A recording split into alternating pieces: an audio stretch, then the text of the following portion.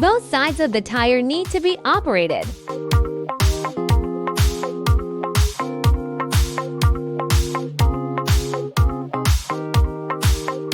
Let's see how to remove the tires.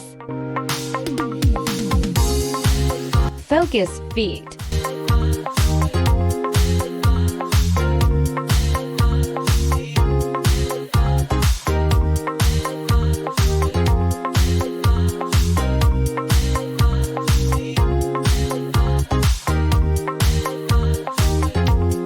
How easy it is! Mounting tires is easy too.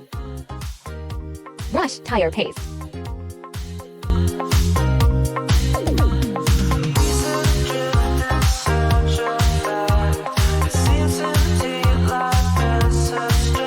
Adjusting the distance position.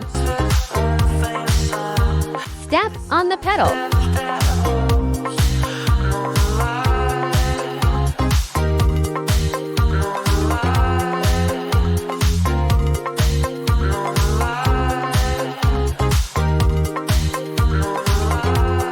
Hold the tire down.